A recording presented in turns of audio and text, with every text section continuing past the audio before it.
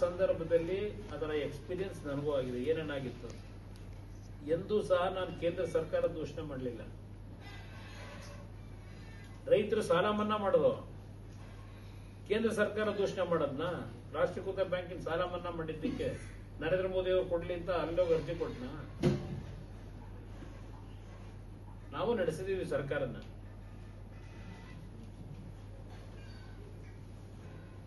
ಇವತ್ತು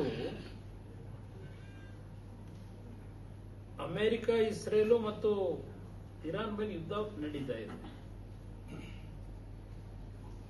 ಇಂಥ ಸಂದರ್ಭದಲ್ಲಿ ನಿಮ್ಮ ಹೇಳಿಕೆಗಳೇನು? ಇವತ್ತು ಗ್ಯಾಸ್ ಸಿಲಿಂಡರ್ಗಳು, ನಮ್ಮ ಆಟೋ ಡ್ರೈವರ್ಗಳಿಗೆ LPG ಸಿಲಿಂಡರ್ಗಳ ಸಮಸ್ಯೆ ಇದೆ.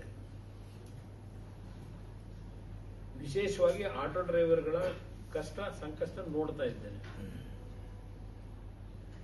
ಇವರೇನ್ ಹೇಳ್ತಾರೆ, ನರೇಂದ್ರ ಮೋದಿ ಅವರು ಕೊಡಬೇಕು, ಅವ್ರ ಜವಾಬ್ದಾರಿ ನಿರ್ವಹಣೆ ಮಾಡ್ತಾ ಇಲ್ಲ. ಜವಾಬ್ದಾರಿನ ನಿರ್ವಹಣೆ ಮಾಡದೇ ಇದ್ರೆ ಕೇಂದ್ರ ಸರ್ಕಾರದಲ್ಲಿ ನೀವು 17 ಅವಧಿಗೆ ಆರ್ಥಿಕ ಬಜೆಟ್ ಮಂಡನೆ ಮಾಡಿದಾರಲ್ವಾ, ಅನುಭವ ಬಹುಶಃ ನರೇಂದ್ರ ಮೋದಿ ಅವರಿಗೆ ನಿಮಗಿರೋ ಅನುಭವ ಇದ್ದಂಗಿಲ್ಲ. ನಿಮ್ಗಿರೋ ಅನುಭವ ಏನ್ ಸರಿಯಾಗಿ ಕೊಡ್ರಪ್ಪ ಹೋಗ್ಲಿ. ಯಾವ ತರ ಗ್ಯಾಸ್ನ ಸಿಲಿಂಡರ್ಗಳನ್ನ ಕೊಡಬೇಕು ಅನ್ನೋದನ್ನ ಇವತ್ತು ಹಲವಾರು ದೇಶಗಳಲ್ಲಿ ಯಾವ ಪರಿಸ್ಥಿತಿಗಳನ್ನು ಎದುರಿಸ್ತಾ ಇದ್ದಾರೆ ಮಾಧ್ಯಮದಲ್ಲಿ ಕಾಣ್ತಾ ಇದ್ದೇವೆ. ಇಂಥ ಒಂದು ಸಂದಿಗ್ಧ ಪರಿಸ್ಥಿತಿನಲ್ಲೂ ಕೇಂದ್ರ ಸರ್ಕಾರದಲ್ಲಿ ನರೇಂದ್ರ ಮೋದಿ ಅವರು ಇಟ್ಕೊಂಡಿರ್ತಕ್ಕಂಥ ಬೇರೆ ಬೇರೆ ದೇಶಗಳ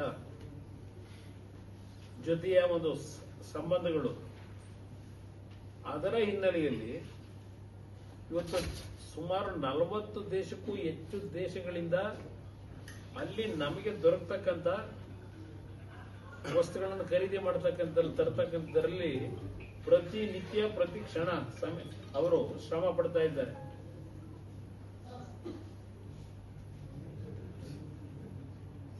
ಇವತ್ತು ಗ್ಯಾಸ್ ಸಿಲಿಂಡರ್ಗಳು ತರತಕ್ಕಂಥ ಹಡಗುಗಳು ಯಾವುದು ಅಲ್ಲಿ ಇರಾನ್ ನಲ್ಲಿ